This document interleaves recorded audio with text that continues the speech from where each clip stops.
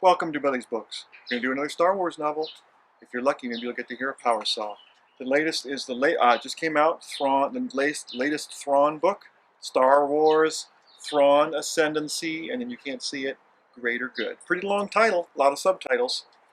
So this is the second Thrawn trilogy. This is a trilogy or pre-trilogy or whatever it is, because this is from back before he joined the Empire. This is back when the ending of the prequel trilogy where he is still a young man rising in the Chiss Ascendency, which, as you may recall, the Chiss Ascendency is an extragalactic place, and they have their own. The Chiss control their own zone.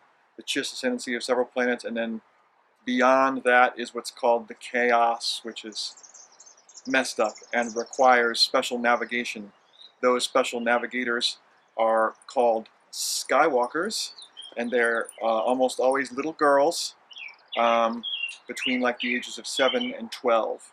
The theory is that they are force sensitive, but they somehow lose it or lose some sort of skills when they reach adolescence. One of the Skywalkers who is on Thrawn's ship at this point in time is every Skywalker has a caretaker, and this one is a former Skywalker, which is apparently a rare thing, I guess, because once Skywalkers are done with skywalking, which is navigating through the chaos, they're like, time to move on. So many caretakers don't actually know what it's like to be a Skywalker, which seems like a bad system. Chiss is a very complicated society, and it's ruled by strong, dominant families. Thrawn is a member of the Myth family, which is one of the dominant 9. There are like 9 dominant families. Then there's another additional lower level of families in the level of 40, and beyond that, there's just the riffraff. You could call them nobility if you like. But anyway, there's lots of inter-family politics, meaning within families there's a lot of politics, and then of course between the families there's a lot going on between them. And the people who are important in the myth, the higher levels of these different Chiss families are called the aristocrat, which I guess is like a variation on aristocratic. Or maybe it's a noun that we actually have in English. I don't know. Anyway, I don't know how to pronounce it. Aristocrat? Aristocrat? I don't know. Anyway, a couple guys, one from his family and one from another, are trying to take down Thrawn because they think that Thrawn is actually a liability to the Chiss Ascendancy as a whole, and specifically the Myth family, because they see him as a loose cannon, and they think that he's going to screw up so bad one of these days that he's going to ruin it for everybody else. What happens is he keeps on rising to challenges and exceeding them, and they're like, but he also causes these challenges that he sort of goes out on a limb, and you think he's going to screw up, but he doesn't because he's brilliant. And it happens over and over again. So they're like, oh, I know, we'll chop him and do something.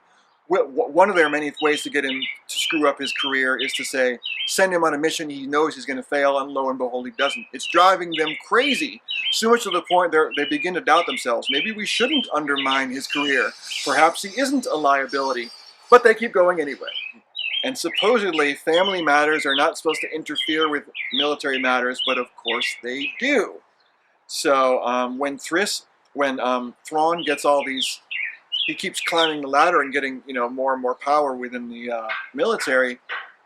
The other people in the military who are climbing the ladder, but he keeps surpassing, think that he's climbing because his family connections, which is not true.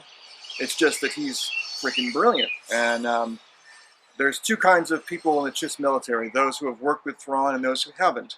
Those who haven't think he's full of it and would like to see him fail and are frustrated with his confidence. Those who have worked with him, many have reluctantly changed their minds about that and realized that he's the real deal, and they trust him and they trust his judgment. And that is also encouraged by the fact that he treats people fairly, which is going to make him later on, when he joins the Empire, kind of an exceptional Imperial officer. So this being another Timothy Zahn Star Wars book, what I'd like to talk about is just how incredibly good he does. I don't know how these writers come up with this stuff, but he's really, if you like battle tactics, like battleships and things like that, and complicated strategies and layers of stuff that you need to unpeel to figure out mysteries and stuff, then this is good, because this book has a lot of battles in it, and they're all pretty complicated. And they talk about tactics and, like, you know, oh, if he rolls this way and stuff, they expose, but if he rolls this way, and so I'm going to anticipate this and make him do this so he rolls this way, and all this kind of crazy stuff about, very specific about ships, which, I don't know, I find fascinating. And sometimes I get a little bit lost because I keep forgetting what yaw means. It's a real cloak and dagger book. There's a lot of things to follow in this book.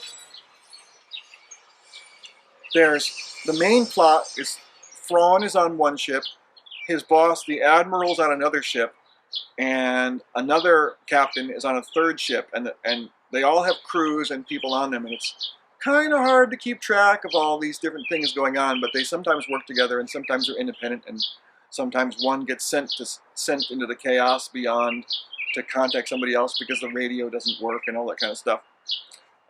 It's pretty intricate, and then there's also, you got to keep track of the people, you know, the aristocrat. And then there's also another thing going on. There's 2 or 3 other sets of aliens, some of which are allied with, and some of which are antagonistic towards the Chiss. And some they don't know which, and they're trying to figure it out. So there's a lot of mystery going on with that. One of the big things is one of the bad guys, one of the bad aliens, has deliberately caused a civil war on a planet. And the result of that was the planet is charred completely.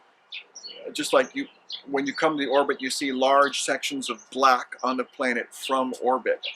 And it's the planet is so destroyed that the people living on that planet have been mostly killed off.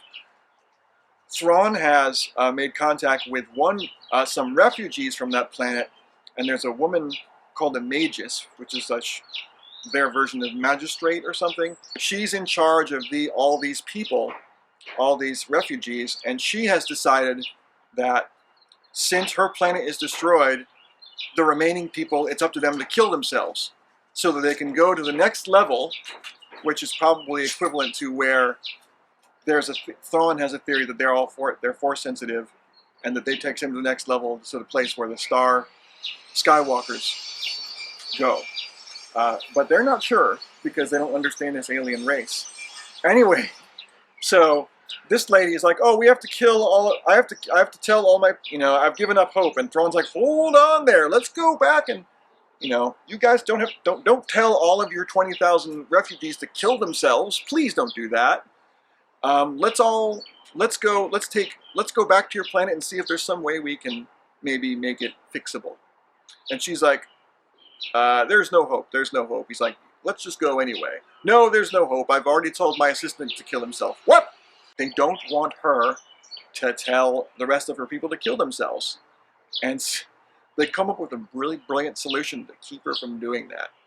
And I'm not going to tell you what it is. Another group of aliens is trying to figure out more about the Chiss because they probably want to attack. And these people are in disguise, and they found a young Chiss couple who are on their year off before they get married. So the Chiss have a tradition of, after high school and before college, you take a year off to explore the world. This couple is betrothed, and they're going to do it together. And the girl is really smart, and the guy's really gung-ho, but maybe not as smart, but he's ambitious. So this alien guy, by the way, the Chiss are in this book us. So the Chiss are not alien. To the Empire, the Chiss are alien, but you get the idea. So this guy befriends the dude, who then persuades his wife to go along with him. So he's this alien's like, I have a big ship, but I don't have anybody to guide me through Chiss Ascendency. Can you help me with that, young man? And young man's like, well, I don't have any money, and I'm traveling. And he's like, well, you just say where you want to go, and we'll take you on our ship. Doesn't that sound nice? And he's like, yeah. And the girl's like, I don't know about this. She doesn't trust him for good reason, because they're conniving.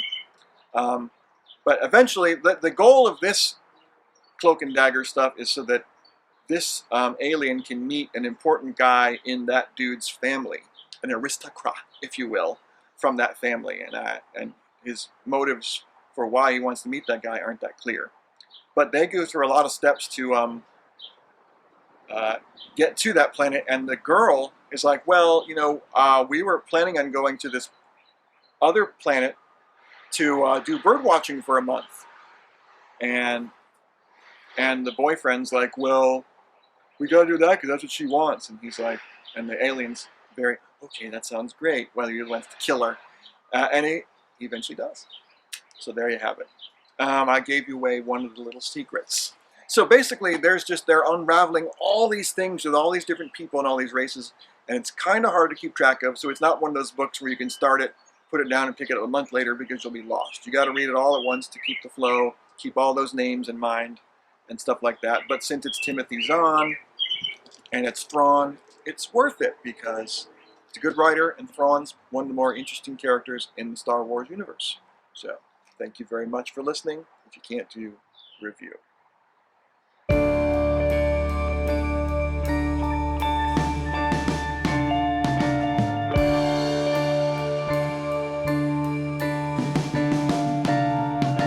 What you gonna do when the satellites drop? When the satellites drop?